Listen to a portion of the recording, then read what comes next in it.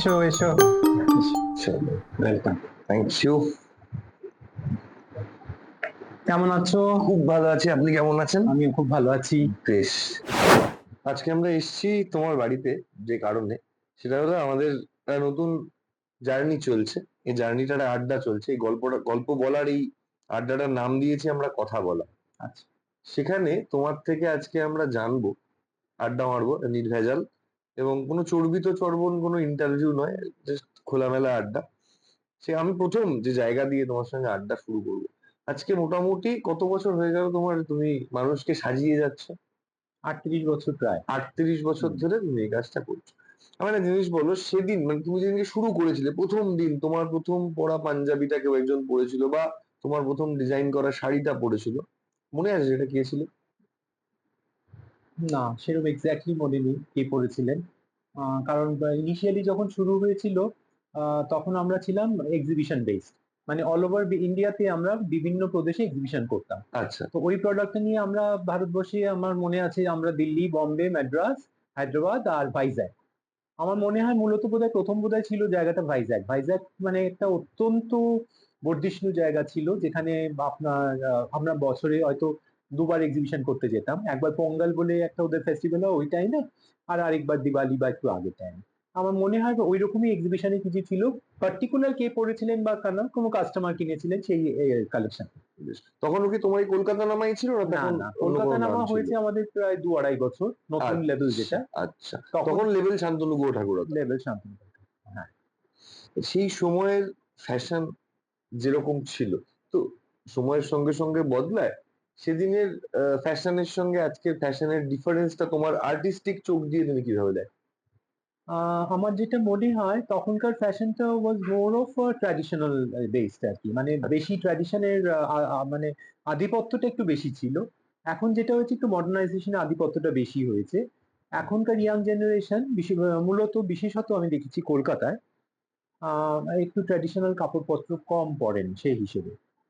কিন্তু কলকাতার বাইরে বা বিদেশে আমি দেখেছি কিন্তু সব রকমের এজ গ্রুপের সবাই ট্র্যাডিশনাল ক্লথটা বেশি পরেন। তো সেখানে আমি একটা ডিফারেন্স দেখেছি, পরেন না বলবো না, এখনো পরেন। ছেলেরা হয়তো যে কোনো অনুষ্ঠানে হয়তো এখনো পাঞ্জাবি পরে, বা ধরনটা হয়তো তখন একেবারেই ট্র্যাডিশনাল ওয়েতে পরা হতো, এখন হয়তো একটু মডার্নাইজ ওয়েতে পরা হচ্ছে। ধুতির ধরন পাল্টেছে, রেডিমেড ধুতি এসছে। আজকাল সিগার প্যান্ট হয়েছে, আগে চুড়িদার ছিল এখন সিগার প্যান্ট পরছে, কেউ হয়তো জিন্সের সঙ্গেও পরছে। তো এই ধরনের একটা ডিফারেন্সিয়েশন তৈরি হয়েছে। আমি মানে খুব কৌতূহলী জায়গা থেকে এই প্রশ্নটা তোমার কাছে করা, যে ধরো নারীর সৌন্দর্যে সাজে একটা চিরকালীন একটা আভা ছিলই, যেটাতে তুমি করো বা আরো অনেকেই করেন তোমাদের ট্র্যাডিশনাল, যে ছেলেদের জন্য ফ্যাশন, এটা তো শেষ 30-35 বছর আগে বোধহয় এমনটা ছিল না। মানে ছেলেদের জন্য ফ্যাশনটাও আলাদা করে, এই যে জায়গাটা, মানে ছেলে মানে শার্ট প্যান্ট পরলেই হলো, কিন্তু একটা ছেলেও যে, আমি সেই জায়গায় যাচ্ছি না যে মিলিন্দ সোমান কত বছর আগে র্যাম্পে হেঁটেছেন, বা তার আগে যারা মেল মডেলস ছিলেন পাশ্চাত্যের বা ওয়েস্টার্নে। আমি বলছি বিশেষ করে আমাদের এই ভারতবর্ষে ছেলেদের ফ্যাশন, এবং সেটা আজকে যে এত ইনসাইড, মানে আজকে প্রত্যেকটা ছেলে বাড়ি থেকে বেরোনোর আগে অন্তত 15 মিনিট সময় নেন, ইনক্লুড আমিও সময় নিই, ভালো লাগছে কিনা দেখবার জন্য। এটা তো সাধারণ একটা বিষয়, আমার ভালো লাগছে কিনা একবার দেখাই উচিত। তো সেই যে ধারাটা, মানে যেটা একটা সময় ছিল ছেলে মানে শার্ট প্যান্ট পরলো, ধুতি পাঞ্জাবি পরলো, বা কিছু একটা পরলেই হলো, আর সেখান থেকে এখন যে পাল্টানোটা, এই পাল্টানোর বিবর্তনটাকে তুমি ঠিক কিভাবে দেখো? যদি বলো যে এটা মোটামুটি আমার মনে হয় এটা অ্যারাউন্ড 1985 ইয়েতে হবে, এবং এটার জন্য আমি পুরো ক্রেডিটটাই দেব সর্বরিদিকে। সর্বরী দত্ত। সর্বরী দত্ত 1988 সালে, আমার এখনো মনে আছে, সর্বরিদি প্রথম এক্সিবিশন করেন কনক্লেভে। কনক্লেভে যেখানে উনি পুরুষ ফ্যাশন নিয়ে একটা এক্সিবিশন হয়েছিল, এবং পুরোটাই পুরুষ ছিল, সেখানে কোনো মহিলা ফ্যাশন ছিল না। এবং যেভাবে উনি আচকান, যেভাবে পিরান, যেভাবে পাঞ্জাবি, যেভাবে ধুতি, যেভাবে তার ইয়েটা ছিল, শো করেছিলেন, যেভাবে মানুষকে দেখিয়েছিলেন, আমার মনে হয় মূলত কিন্তু পুরুষ ফ্যাশনের জন্য স্রষ্টা যদি বলো, মূলত বাংলায় তো বটেই, প্লাস আমি বলবো ন্যাশনালি অ্যান্ড ইন্টারন্যাশনালি, তাহলে আমি সর্বরী দত্তর নামটাকে প্রথমে রাখবো। এবং ছেলেরাও যে সাজতে চায় বা ছেলেদের যে সাজানো যায়, সেটা কিন্তু সর্বরিদি প্রথম এনেছিলেন। যেমন বিউটিফুল, উনি তো হাতে আঁকতেন, উনি তো ফ্রিল্যান্স আর্টিস্ট ছিলেন। উনি কোনো সময় আমি দেখিনি যে কোনো কিছু স্কেচ করে মানে ট্রেস করে আঁকছেন। উনি সবসময় হাতে ফ্রি হ্যান্ড আঁকতেন। এবং যে ধরনের চাদর, এই যে আজকাল পাঞ্জাবি সঙ্গে চাদর পরা, যেটা মূলত আমিও খুব এখন ইউজ করি, I am very much inspired from Mrs Sarbari Dutta. এবং সবসময় মানে উইথ ভেরি হাই রিগার্ডস, আমার মনে হয় বাঙালির ফ্যাশন এবং সর্বরীদি একসঙ্গে জুড়ে আছেন। আমায় একটা জিনিস বলো, যে এই যে ছেলেদের ফ্যাশন নিয়ে তুমি বলছিলে, আজকের সময়ে দাঁড়িয়ে মানে ধরো এই 2025-এ আমরা দাঁড়িয়ে আছি, একটি ছেলে বাঙালি সাজে সাজবে, সেই জায়গাতে তুমি এই মুহূর্তে দাঁড়িয়ে কি ফ্যাশন টিপস দিতে চাও? ধরো একটা ছেলে সাধারণ বাড়িতে যা রয়েছে, খুব ইমিডিয়েট একটা অনুষ্ঠান যেতে হবে, তোমার কোনো স্পেশাল টোটকা যে এই রকম ভাবে, ধরো নাও ছেলেটি বাঙালি সাজেই অভ্যস্ত, মানে ধরো আমি পাঞ্জাবি পরতে খুব ভালোবাসি, তুমি জানো, কারণ আমি লাস্ট মোমেন্ট কোথাও যাবো, আমার কাছে তোমাকে রিচ করার মতো সময় নেই, বা তুমি আমাকে পাঞ্জাবি পাঠাবে সে অবধি সময় নেই, আমি বাড়ির মধ্যেই যা রয়েছে তার মধ্যে পড়বো, কিন্তু একটু ডিফারেন্স আমায় দেখতে লাগবে, কি করতে পারি? আমি প্রথমেই বলবো যেটা, যে বাড়িতে যেটা সবসময় যে ফ্যাশন করতে গেলেই সবসময় কি নিয়ে করতে হবে বা তা নয়। আমার মতে যে জিনিসগুলো আছে সেগুলো মিক্স অ্যান্ড ম্যাচ করে আমরা যদি প্রপারলি সেটাকে এক্সিকিউট করতে পারি তাহলে অনেকটা আগে যেতে পারি। যেমন বাড়িতে যে পাঞ্জাবি আছে সেটাই একটা, তার মধ্যে থেকেই বাছলাম যেটা আমার মনে হচ্ছে পড়তে চাই আজকে। সেটার সঙ্গে প্রথমে আমাকে সিলেক্ট করতে হবে যে আমি কি পরবো। আমি চুড়িদার পরবো, আজকাল যেটা হচ্ছে একটা সিগার প্যান্ট, সিগার প্যান্ট মানে অ্যাঙ্কেল লেন্থ, যেটা একটা স্ট্রেট কাট প্যান্ট যেটা হয় সেরকম যদি কিছু থাকে সেটা পরবো, বা আমি একদম নির্ভেজাল বাঙালি ফ্যাশনের জন্য একটা ধুতি পরবো। তো এবারে যদি সেটা ডিসাইড করেন তাহলে সেই পাঞ্জাবিটির সঙ্গে দেখতে হবে যে ধুতি যদি থাকে তার পাড়টা অ্যাটলিস্ট কিভাবে ম্যাচ করলো বা করলো না, সেইভাবে হয়তো আমরা একটুখানি ম্যাচ করে নিতে পারি। তো এবার হলো ধুতি পাঞ্জাবি অথবা চুড়িদার পাঞ্জাবির একটা গল্প হলো। আমার কাছে মোস্ট ইম্পর্টেন্ট হচ্ছে, আমি ছেলেদের খুব পছন্দ করি চাদর নেওয়াটা। চাদর যেটা ক্যারি করা, সবসময় ছেলেরা হয়তো ইমিডিয়েটলি সেই সময় হয়তো অ্যাভেলেবল হলো না।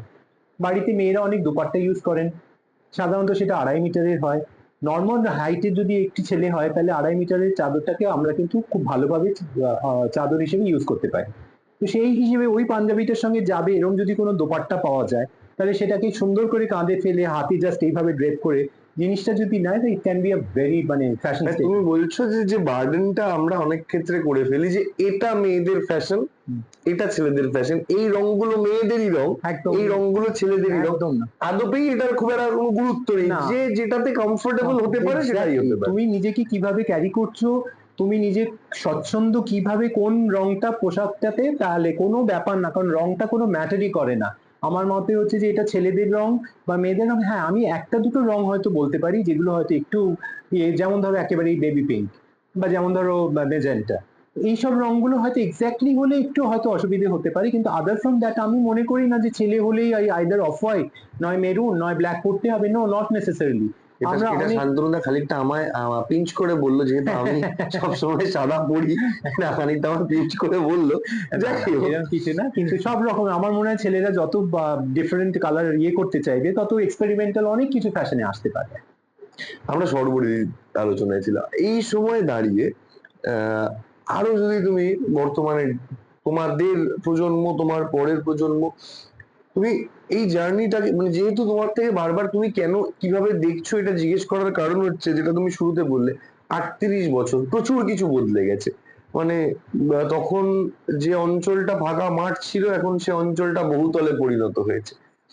এই 38 বছরের তুমি ইন্ডাস্ট্রিতে রমরমিয়ে কাটিয়ে দেয়া, তোমার বাংলার স্টাইল আইকন বলে কাকে মনে হয়েছে, যাকে মনে হয়েছে যে এই মানুষটাকে আমার পাঞ্জাবি যদি মনে হয় একটা পড়াতে পারতাম, মনে হলো দ্যাট শুড বি দি দেখো, বেস্ট? স্টাইল আইকন বললে তো প্রথমে বলতে হয় উত্তম কুমার। নিশ্চিত। হ্যাঁ, মানে ধুতি পাঞ্জাবি যে আমাদের কাছে যেটা প্রথমে আসে তাহলে হচ্ছে উত্তম কুমার। উত্তম আচ্ছা, কুমারের ওই যে কুচি করা ধুতি, তারপরে আদির যে সাদা পাঞ্জাবিতে জাস্ট সাদার উপরে একটু কাজ করা, তা সুতরাং ধুতি পাঞ্জাবি চিন্তা করলে প্রথম ছবিটা তার আসে। এবং তারপরে যদি বলেন সৌমিত্র চট্টোপাধ্যায় আছে, এবং বর্তমান প্রজন্মে আমার যেটা মনে হয় প্রসেনজিৎ চট্টোপাধ্যায় আছেন, যিনি ধুতি পাঞ্জাবি খুব ভালো ক্যারি করতে পারেন।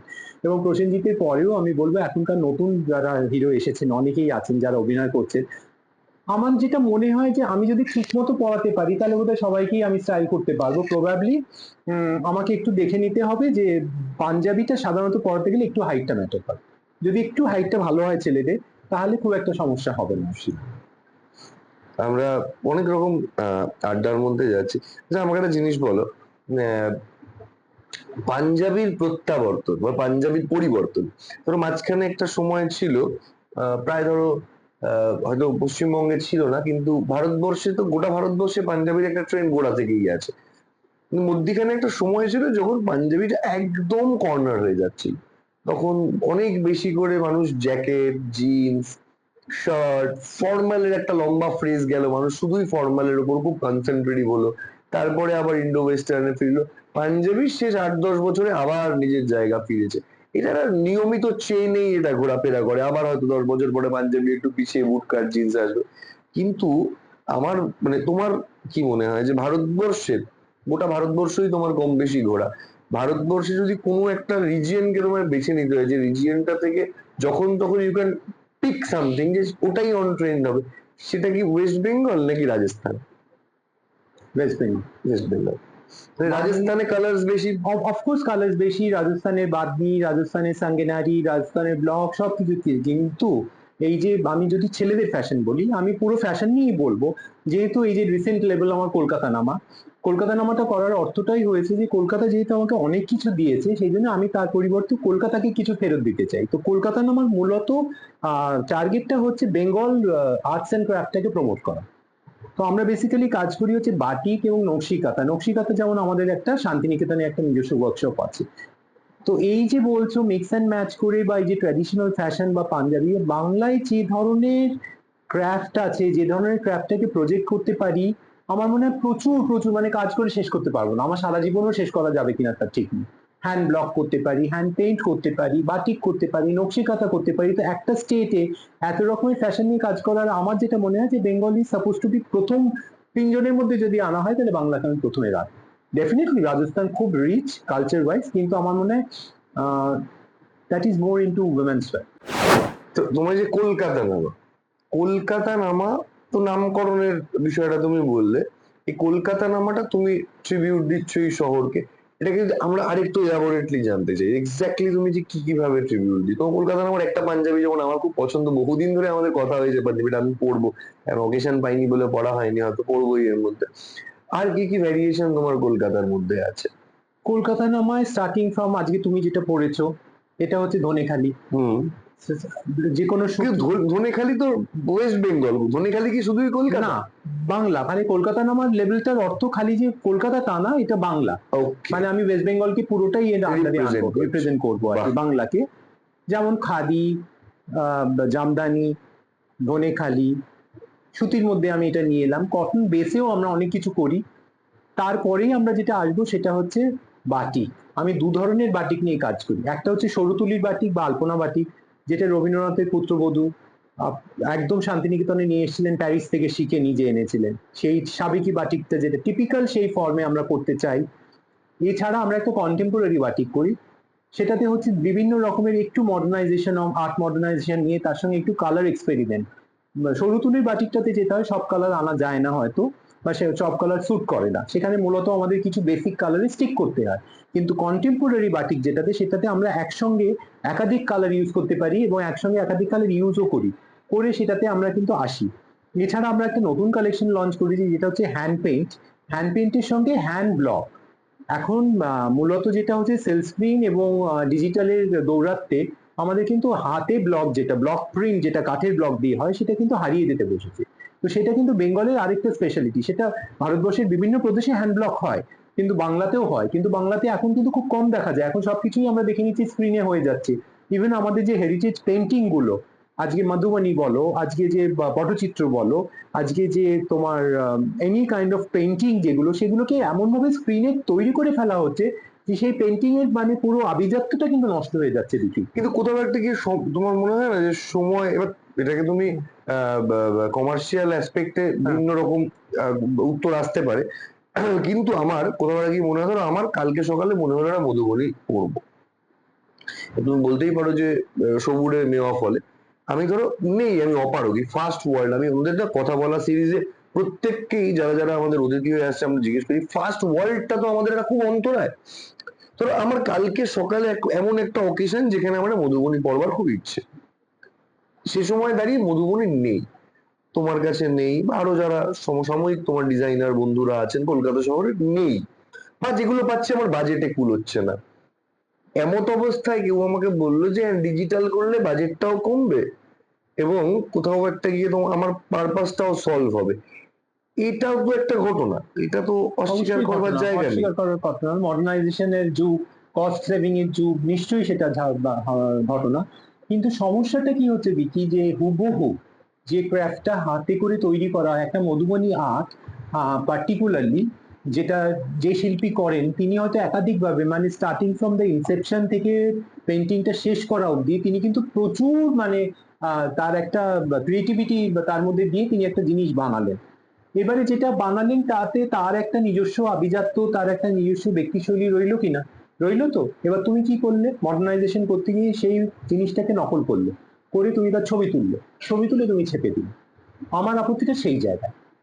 If you really can create something, তুমি ছাপো, মধুবনী আর্টে তুমি নিজে করো, কিন্তু বেশিরভাগ ক্ষেত্রে কিন্তু দেখা যায় কেউ কিন্তু সেটা করে না।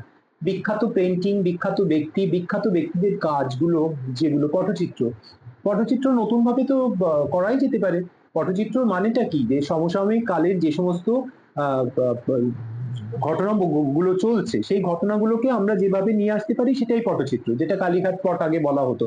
বাবু বিবি মাছের বাজারে যাচ্ছে, মাছ কিনছে, রিক্সায় করে যাচ্ছে, সেগুলো নিয়েই পটচিত্র কিন্তু প্রচুর হয়েছে, বা সাঁওতাল ডান্স নানা রকম হয়েছে, ট্রাইবাল। কিন্তু সেটা কিন্তু কেউ করেন না। সেই টিপিক্যাল পটচিত্রটাকেই তুলে আপনার দেখা যাচ্ছে স্ক্রিন করে সেটাকে পাঞ্জাবিতে ছেপে দেওয়া হয়। তাতে কি হচ্ছে, যে টিপিক্যাল যে জিনিসটা, যেটা অরিজিনাল জিনিসটা আছে সেটার যে আভিজাত্য, আর এটার মধ্যে একটু প্রাইস ডিফারেন্স হচ্ছে। যদি এটা 1 টাকা হয় তাহলে এটা গিয়ে হয়তো আখেরে গিয়ে দেখা যাচ্ছে 60 পয়সায় হয়ে গেল। তাতে কি হচ্ছে, এই জিনিসটাই আভিজাত্য লুজ করছে। এবং কিছু কিছু মানুষ চেষ্টা করছেন যে এটা না নিয়ে তখন কস্ট ফ্যাক্টরের জন্য ওটা নিচ্ছি। তাতে দুদিক থেকে শিল্পীরা মার খাচ্ছেন ওইখানে, যারা করছেন বা যারা করছেন, যে মানুষ গিয়ে আর তখন ওই জিনিসটা কিনছেন না। আর এইখানে একটা সমস্যা, এই যে গ্যাপটা, এই গ্যাপটা কিভাবে হয়তো সমস্যা সমাধান করা যাবে, আমার একটু সেটা নিয়ে কনফিউশন হয় ডেফিনেটলি। তুমি যেটা বলছো খুবই ইম্পর্টেন্ট, আমি মানছি, কিন্তু আমার মনে হয় ডিজিটাল বা যদি আমরা কোনো ইয়েতে আসিও, আমরা কিন্তু সেটাও নিজেদের মতো করে তৈরি করে নিতে পারি। তাহলে আমার মনে হয় রাস্তাটা বোধহয় অনেক অসুবিধে অনেক হয়। বেশি। আমি বহু জায়গায় এক্সিবিশনে গিয়ে দেখেছি যে আমারই প্রোডাক্টের কাছাকাছি আমি যে বাটিকের একটা শাড়ি বানিয়েছি, যেটার পেছনে হয়তো প্রচুর আমার সময় আছে, তার আমার ডেডিকেশন আছে, তার যারা করেছেন হাতে তাদের ইয়ে রয়েছে। কিন্তু দেখা গেল তার হুবহু জিনিসটা স্ক্রিনে করে পাশে একটা দোকানে বিক্রি হচ্ছে, সেই 1 টাকার জিনিসটা সেটা কিন্তু 60 পয়সায় বিক্রি হচ্ছে, এবং সেটাকে কি বলা হচ্ছে, বাটিক। এবার একটা মানুষ এসেছেন যিনি এক্স্যাক্টলি বাটিক কাকে বলে জানেন না। হুম। তার কাছে হচ্ছে ফর্ম অফ বাটিক বা ডিজাইনটাকে তিনি জানেন বাটিক, এবার তাকে বোঝানো হচ্ছে যে এটাই বাটিক। তুমি সত্যি কথা বললে, একটা ফেসবুক খুললে তুমি আজকে যে ডিজিটাল মিডিয়াতে সব জায়গায় দেখবে পিওর সিল্ক, এটা পিওর সিল্ক আমরা দেখাচ্ছি, পিওর সিল্ক দিচ্ছি। তোমার কি সত্যি মনে হয় যে 700 টাকায় বা 1500 টাকায় একটা পিওর সিল্ক প্রোডাক্ট দেওয়া সম্ভব? আর তুমি কি ক্লেম করো, তুমি যেখানে একটা পিওর সিল্কের থান মিনিমাম 3,500 থেকে 4,000 টাকা, অথবা একটা পিওর তসরের থান যেখানে 4,500 থেকে 5,000 টাকা, তুমি কি করে একটা ফুল প্রোডাক্ট 1500 টাকায় তুমি সেখানে এক্সপেক্ট করতে পারো? তাহলে সেখানে নিশ্চয়ই কিছু একটা সমস্যা তো আছে।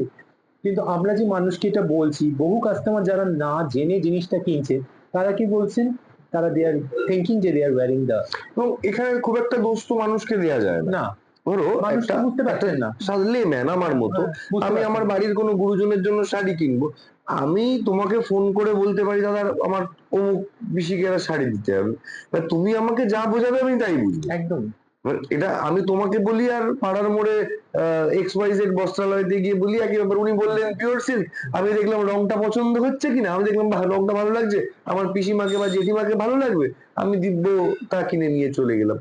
এই অনেস্টির জায়গাটা কোথাও একটা গিয়ে সাধারণ মানুষের তো না অসুবিধা। বোঝাটাই স্বাভাবিক। আমি আস্তে আস্তে আড্ডার শেষ দিকে আসবো, আমাকে একটা জিনিস বলো, তোমার স্কুলিং কোথায়, মানে এই ফ্যাশনের না, স্কুলিং কোথায়? ফ্যাশন নিয়ে আমি কোনোদিন পড়াশোনা করিনি বিকি। আমার নর্মাল, ওকে, আমি আমার অনার্স কমপ্লিট করেছিলাম ইকোনমিক্সে।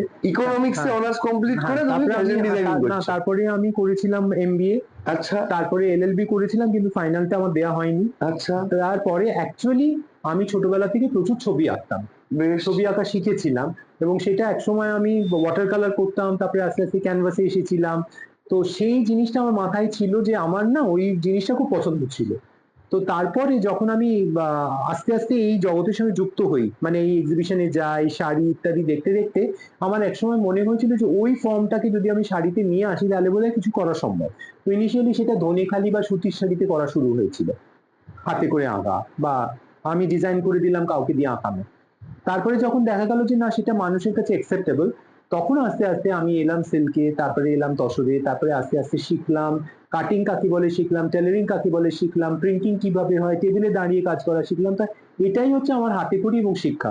আমি কিন্তু কোনো ফ্যাশন স্কুলে কোনোদিন পড়িনি, বা আমি ফ্যাশনের যদি টেকনিক্যাল তুমি বলো জিনিসটা, তাহলে আমার কাছে শেখা হয়নি সেইভাবে। যে জায়গায় বললে এটা বেশ ইকোনমিক্স, তারপরে এলএলবি, তারপরে ফ্যাশন ডিজাইনিং, জার্নিটা ভীষণ অন্যরকম জার্নি। একদম। সেফ প্রফেশন ছেড়ে একটা আনসেফ জায়গায় এগোনো। সেফ প্রফেশন মানে মানে সেফ প্রফেশন আমার, মানে দেখো তুমি এমবিএ করেছো, তুমি হ্যাঁ, আরামসে যে কোনো আমি চাকরি করতে পারতাম, কারণ এটার জন্য পুরো শুধু প্রশিক্ষণ চাকরি না, আমি তোমায় বলি মানে আমি সিক্স কর্পোরেট ওয়ার্ল্ডে ডিজিট যেতে সেভেন পারতাম। ডিজিট স্যালারির হুম, চাকরি করতে পারতে। পারতাম।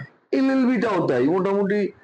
আমরা করতে গেলে আমি মানে আমার ডাল ভাত চালানোর মতো একটা ব্যবস্থা হয়েই এবং যেত। এবং তার পাশাপাশি স্ট্রাগল নিশ্চিত করে আছে, আমি কোনো প্রফেশনাল না, স্ট্রাগল নেই বা নিশ্চয়ই। লড়াই নেই তা তো হতে পারে না, কিন্তু নিজেকে ফ্যাশন ইন্ডাস্ট্রিতে প্রতিষ্ঠা করা আর নিজেকে কোর্টে প্রতিষ্ঠা করা, যেহেতু তোমার এলএলবি পড়াশোনাটা রয়েছে, তোমার পক্ষে কোর্ট ওয়াজ আ সেফ অপশন। অ্যাবসলিউটলি, কিন্তু অ্যাবসলিউটলি, ফ্যাশনটা ওয়ান সেফ অপশন, তুমি আজকে শান্তনু গুহটা করে তা নাও হয়ে উঠতে পারতে। অ্যাবসলিউটলি। মানে ইউ ক্যান বি ফিনিশড, মানে তুমি যে রিস্কটা নিয়েছিলে, তোমার একটা সময় তোমার ডিভাস্টেটেড হয়ে যেতে পারে, তারপর তোমাকে হয়তো এমন একটা জায়গায় না হলে না এদিকে ফিরতে পারতো না এদিকে আসতে পারতো।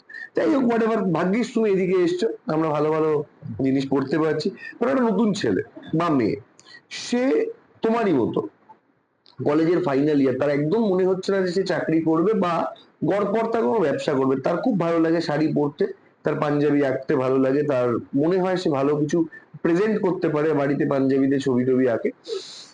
তার মনে হলো না আমি নিজেকে নিজে তৈরি করব, আমি ওই দিকে যাচ্ছি না, I will be the best designer, আমি ওই ব্যাখ্যাতে যাচ্ছি না। সে মনে করলো না আমার বানানো পাঞ্জাবিতেও আমি মানুষকে সাজাবো, আমার তৈরি করা শাড়িতেও আমি মানুষকে সাজাবো। তাকে তুমি গাইডেন্স কি দেবে, মানে তাকে তুমি টিপ কি দেবে, একদম শুরু করছে যে তার কিভাবে শুরু করা আমি উচিত? বলবো শুরু করার জন্যে নিশ্চয়ই তার মধ্যে যদি ক্রিয়েটিভিটি থাকে এবং ডেডিকেশন থাকে এবং মনের জোর থাকে, তাহলে ডেফিনেটলি মানে সে যদি কোয়ালিফাইড হয়, ফ্যাশন কোয়ালিফাইড কোনো স্কুল বা তারপর, তার জন্য এই জার্নিটা অনেক ইজিয়ার হবে এখন যেরকম ব্যাপার। আর যদি সে কোয়ালিফাইড না হয় কিন্তু সে ট্যালেন্টেড হয়, তাহলে তার জন্য জার্নিটা হয়তো আরেকটু কঠিন হবে। কিন্তু আমার যেটা মনে হয় নিশ্চয়ই তিনি শুরু করবেন, কিন্তু প্রথম কিছু একটা দুটো বা কিছু বছরের জন্য তার বোধহয় একটু দেখে নিতে হবে যে তার ফাইন্যান্সিয়াল সাপোর্টটা কিরকম আছে। কারণ এখন যেটা খুব ইম্পর্টেন্ট, তোমাকে এন্ড অফ দ্য ডে গিয়ে তোমাকে নিজে দেখতে হবে যে তুমি কিভাবে সার্ভাইভ করবে। তোমার একটা জিনিসে সার্ভাইভ করতে গেলে তোমার একটুখানি দাঁড়াবার পেছনের ব্যাকবোনটা দেখতে হবে, তার ফ্যামিলি সাপোর্ট বলো, তার নিজস্ব সাপোর্ট বলো, যে কোনো একটা সাপোর্ট কিরকম আছে একটু দেখে নিতে হয়। যদি মনে হয় যে সে চালাবার মতো হবে, তাহলে আমার মনে হয় যে নিশ্চয়ই তার চেষ্টা করা উচিত, এগোনো উচিত, চেষ্টা করে দেখবে সেই মার্কেটে। দেখো, পারমিটেশন কম্বিনেশন না করলে তো মার্কেটের অবস্থাটা বোঝা যাবে না যে এক্স্যাক্টলি সে কোন জায়গায় ফিটিং করবে, কারণ প্রত্যেকের একটা আলাদা আলাদা জনার আছে কাজ করার। সে এক্স্যাক্টলি কি ধরনের ফ্যাশন করবে, কি ধরনের ফ্যাশন করবে না, সেটাতে একটা এক্স্যাক্টলি জনার আছে। তাহলে সেই ক্ষেত্রে তখন সমস্যা হয়ে যাবে। সেই জন্য আমার মনে হয় যে একটু ফাইন্যান্সিয়াল সাপোর্ট এবং একটু নিজের দিকটা দেখে তাহলে সবসময় এগোনো উচিত। ঠিক। আহ এবার মোটামুটি যে জায়গায় আসবো, সামনেই পয়লা বৈশাখ। পয়লা বৈশাখে তোমার গাইডেন্সে যদি একটা মানুষ সেজে উঠবার চেষ্টা করে, বাঙালির অন্যতম, বাঙালির 12 মাসে 13 পার্বণ যেমন, তার মধ্যে পুজো এবং পয়লা বৈশাখটা বাঙালির কাছে বিশেষত পাঞ্জাবি ধুতি বা পাঞ্জাবি পাজামা বা পাঞ্জাবি চুড়িদার যাই বলো, এরা ভীষণ টান রয়েছে। কিছু মানুষ যারা আমার মতো, যারা 365 দিনে 360 দিন পাঞ্জাবি পরে, তারা তো আছেই, যারা বছরে 5 দিন পাঞ্জাবি পরে, তারাও পয়লা বৈশাখ আর পুজোর অষ্টমীটা মিস করতে চায় না। পুজো অব্দি যাচ্ছি না, পুজো এখন অনেক দেরি। পয়লা বৈশাখের এবারের হালফিলের ট্রেন্ড তোমার কি মনে হয়, এবং তোমার কি মনে হয়, তোমার কি কলকাতা নামা কিছু লঞ্চ করছে? হুম। এবং আমরা এবারে যেটা করছি সেটা হালফিলের ট্রেন, মানে সে ট্র্যাডিশনে এখন মূলত যেটা হচ্ছে বেঙ্গলে, তো আমি দেখছি যেটা মানে মানুষ অনেক বেশি ট্র্যাডিশনে কামব্যাক করছেন। এবং পয়লা বৈশাখ বা এখন এক একটা যে ভাইবস আসছে, যে সময় হচ্ছে প্রচুর বাচ্চা ছেলের থেকে শুরু করে মানে সব রকমের এজ গ্রুপে সবাই কিন্তু পাঞ্জাবি পরেন, ধুতি পরেন, সেজে ওঠেন বাঙালি সাজি, যেটা একটা খুবই আমাদের জন্য ইন্সপিরেশন। যে না আমরা আবার, আমি খালি ছেলেদের কথা বলবো না, মেয়েদের কথা আমার নিশ্চয়ই বলা উচিত, সবাই এবং ইয়াং ছেলে মেয়েরা সবাই পরেন, তখন দেখা যাচ্ছে যে ফ্যাশনটা কিন্তু আবার coming back to normal track. তো আমাদের এবারে নতুন কালেকশন হচ্ছে হ্যান্ড পেইন্ট অ্যান্ড ব্লক, যেটা আমি একটু আগেও তোমায় বলছিলাম, আমি হ্যান্ড পেইন্ট অনেক করতাম, কিন্তু আমি এবারে হ্যান্ড পেইন্ট আর ব্লকে একটা টোটাল আলাদা কালেকশন করছি, যেটা হচ্ছে মেয়েদের এবং ছেলেদের কালেকশন। এটা হচ্ছে অনেকটা কাপল সেটের মতো, চাইলে কেউ একসঙ্গেও নিতে পারেন, আলাদাও নিতে পারেন। শাড়ি থাকছে, পাঞ্জাবি থাকছে, চাদর থাকছে, প্রত্যেকটা আলাদা করে নেওয়া সম্ভব, চাইলে কোঅর্ডিনেট করে নেওয়া সম্ভব, যেভাবে কাস্টমাইজ করা সম্ভব। এবং সেখানে আমার মনে হয় আমরা পুরোটাই বেঙ্গল হেরিটেজ, বেঙ্গলের যে টাইপ অফ পেন্টিং যেটা, সেটাকে নিয়ে এসেছি। এবং ব্লকটাও যা করেছি আমরা পুরোটাই কিন্তু হ্যান্ড ব্লক, আমরা নিজেরা ডিজাইন করি। আমার কাছে খুব পছন্দ হয়ে যায়, very close to my heart. আশা করি মানুষের কাছে অ্যাকসেপ্টেবল হবে, যদি মানুষ নেন আমি খুব খুশি হব। আমরা ভীষণ রকম মুখিয়ে রয়েছি তোমার কালেকশন দেখবার জন্য। আজকের মতো আমরা এখানে আড্ডা শেষ করছি, আবার একদিন জমিয়ে আড্ডা হবে। দি ইন্ডিয়ান ক্রনিকলস এবং অ্যাক্টিভ ইউথের এই যৌথ উদ্যোগ কথা বলা, যেখানে আমরা প্রত্যেক সপ্তাহে একদিন করে প্রচুর মানুষের সঙ্গে আড্ডা মারছি। আজকে আমাদের সঙ্গে আড্ডা মারলেন designer Shantanu Guha Thakurta. Thank you শান্তনুদা আমাদের সঙ্গে আড্ডা মারার জন্য। থ্যাংক ইউ, অনেক অনেক।